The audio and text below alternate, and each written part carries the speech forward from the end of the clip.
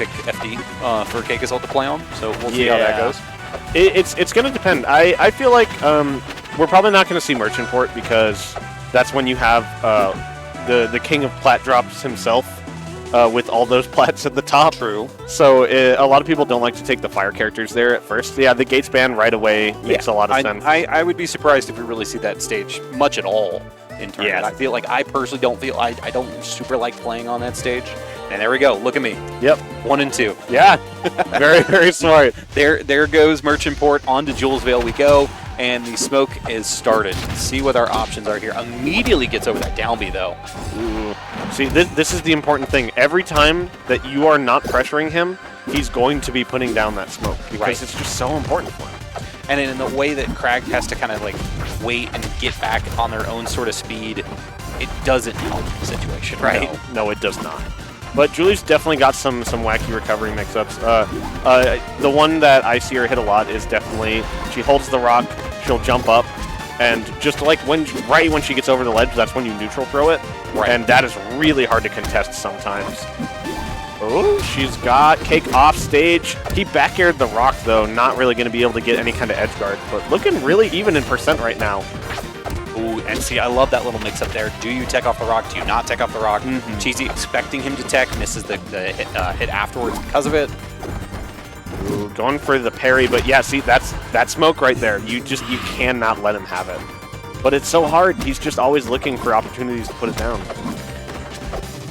Okay. CJ over the rock. Still very even game 1 here. Get in there. I love it. What a call out, because you're like, he's not going to go like towards the rock. He's going to try and get past you. And he doesn't want to hit you either because you could tech off the rock. All right, yeah. Like how you're moving on that stock. Ooh.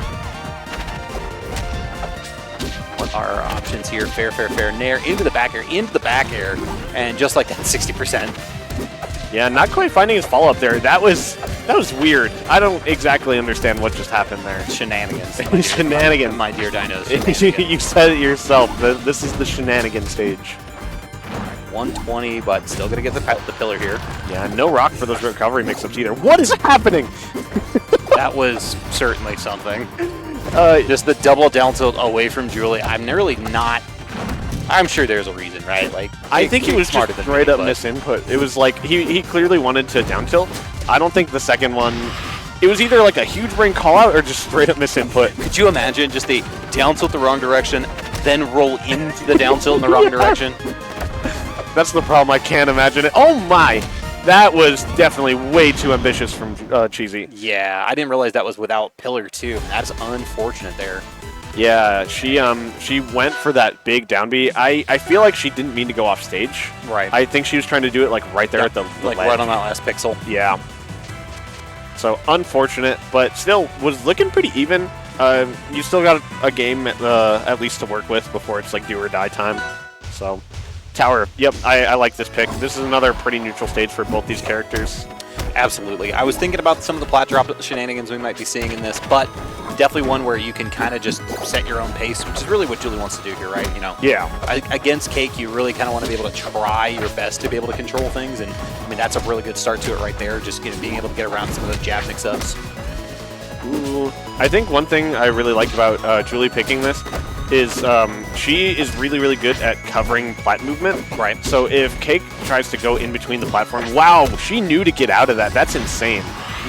Couldn't quite DI the second one, though. But watching for plat movement on this stage is incredibly useful because people tend to like hit those like middle areas between the platforms. Right. That's where Crag can get so much damage by just calling you out with Nair. Nair, up tilt. I mean, there's a couple different ways around it. You're not wrong.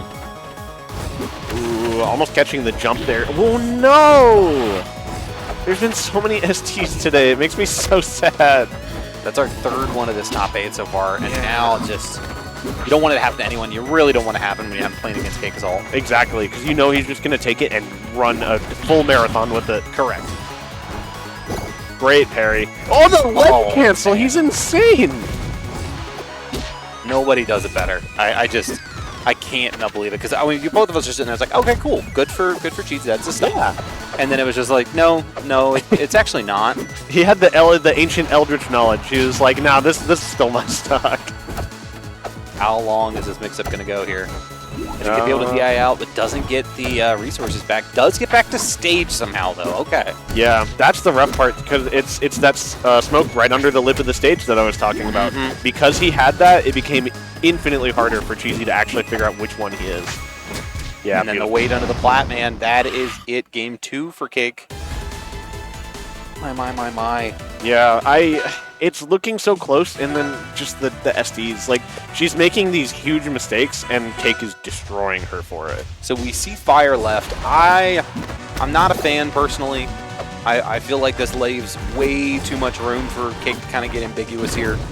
But if they're comfortable with it, that's kind of what you kind of got to figure out at this point. Find a way to kind of start this comeback before you can really think about Game 4 and Game 5. Yeah, the big thing I like about this stage is definitely, even if Cake is smoke camping here, she's got the room to just pull the rock, right? And so it's going to become kind of a war of attrition, which we're already seeing now. She's, from the very start, at 0%, she took that rock and she ran away. And it's very smart because it forces the Forsman to come to you, and he can't snowball the smoke as easily. Oh, no! The back air mix-up off the top. Just absolute mint gameplay here. The way he mixed up her DI after landing every time like that was incredible. Almost a huge call-out with that up air, by the way. It is rough. This stage is great against Forsburn, I think, in that you can clear the smoke, but when he has the lead and you have to approach now, that's when it gets really hard. Good tech there. Still, I mean, yeah, that's kind of my thought process, right? Because I was worried that if the first stock went the way we kind of seen so far, now can just kind of wait their turn, get back at their leisure. Yeah. But we see the first stock go the way we did, you know. Why does Cake approach this spot? Why does Cake put himself in a losing situation? Yeah, I don't know. It's yeah, there's just really no reason to. So he's not. He just isn't. He's just waiting for her to make a mistake, and he's covering her landings, and it's working. Still living at 187. Yeah, that DI upwards was crazy there. Knowing just really exactly where that blast zone was. Yeah, he's just trying to catch her movement now. Woo! Just the first part of the cape there, smart call. She's just having such a hard time. He has this smoke now, and she can't just sit there and clear it, so it's like he has every tool he needs to move around her and just find his opening and get the kills. I mean, we're up 2 stocks. He's at 200% now. Big chillin'. Yeah. Uh-oh, Noah. No, okay. All right, look. Okay, there we go. When that sequence kind of started there in the corner and got that back air, terrifying. I was just like, uh-oh, here we go. Back air, downer. GG's. It's the Forsburn Classic, right? Like, you just, it happens. But she has got a huge hill to climb and is going to have to... she straight up has to 0 to death him twice, I think, because winning neutral right now is basically impossible. Yeah, it's the stage, right? Like, he's got so much space to just go, nah, I'm good. Yeah. I don't want to play anymore. Ooh, okay, he's coming back. She's getting a lot of % off this sequence, actually. So this is a great start. This is a lot better than we saw already.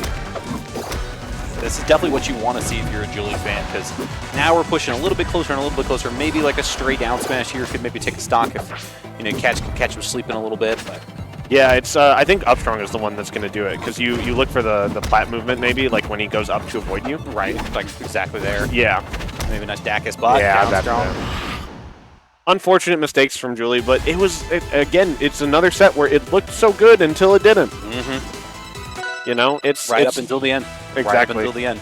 You know, and it's one of those things where you go back and look at it and, like, we saw the SD game 1, we saw the SD game 2, and then we didn't see an SD game 3, and we still saw a steamroll. Like, exactly. It's just gonna be so tough. For the record, I do want chat to know that Julie and I took the same amount of stocks off of CakeAssault in our sets.